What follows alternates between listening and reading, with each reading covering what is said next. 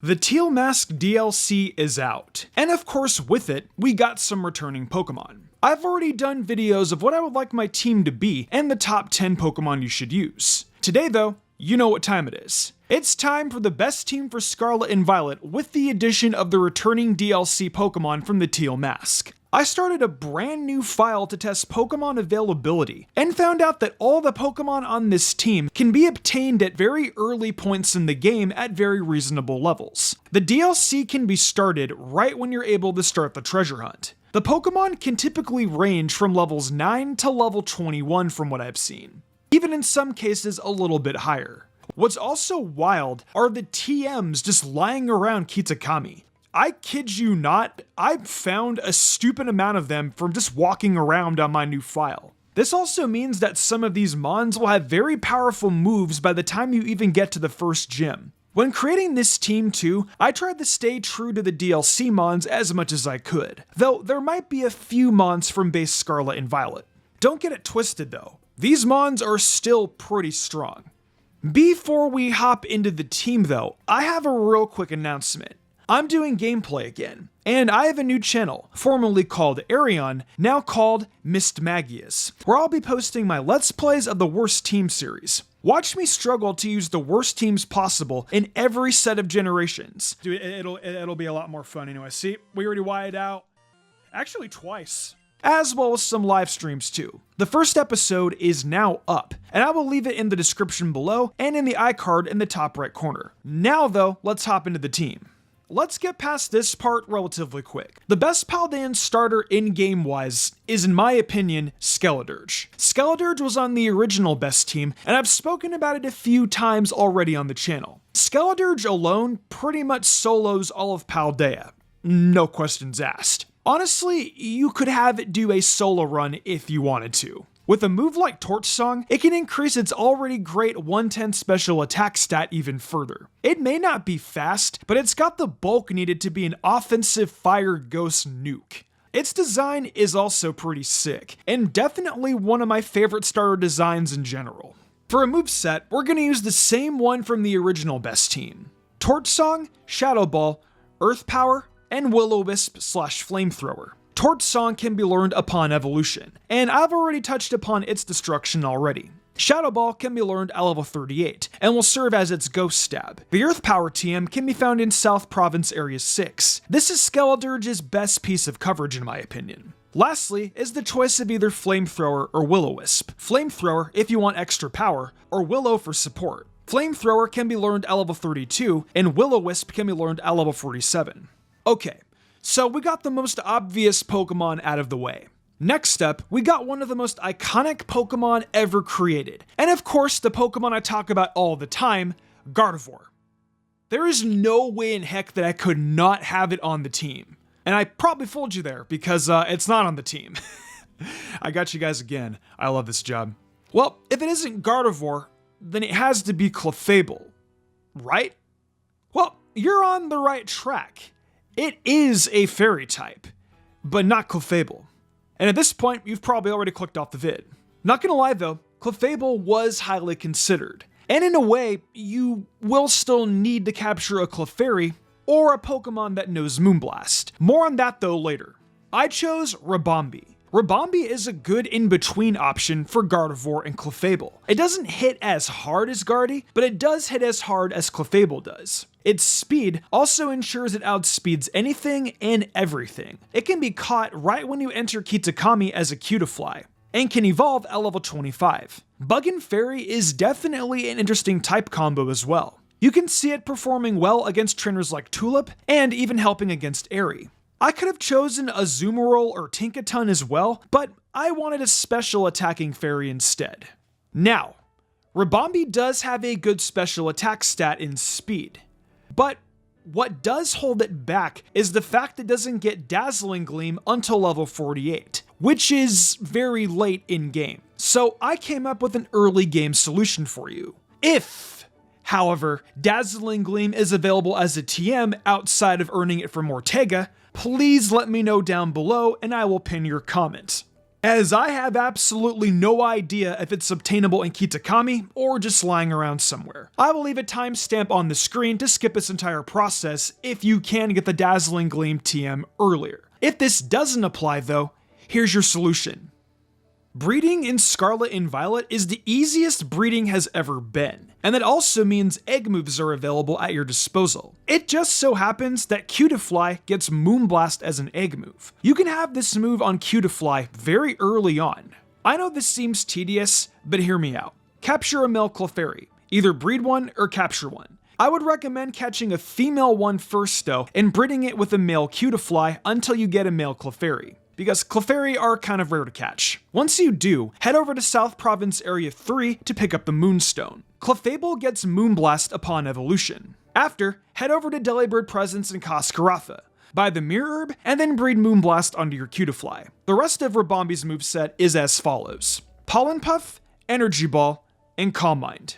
Pollen Puff is a base 90 bug type attack that is learned upon evolution, or if you happen to get lucky and pick up the Bug Buzz TM in Kitakami like I did, then you can use either one. Next is Energy Ball, and that's a very decent piece of coverage. And I kid you not, I found this TM in Kitakami too. It's pretty crazy all the bones the DLC throws the player, especially that early in the game. Calm Mind can be obtained as a TM from South Province Area 5. And I already know what you're about to type. Quiver Dance. Yeah, about that. It doesn't get that until level 64, so have fun waiting. If there is some magical way to get it earlier though, let me know in the comments, and use that instead. Next is another newcomer to Scarlet and Violet, but definitely not the best team series. Hiya, Manny. Are you ready to quake up the Paldea region, buddy?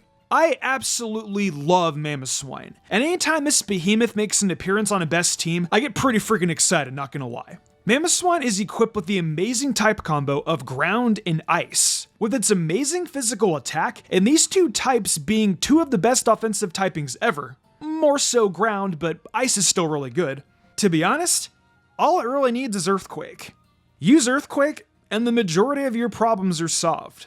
I wish I could say the same for competitive, but unfortunately, Manny is going to be power crept by Baxcalibur, but I'll save that for a different video.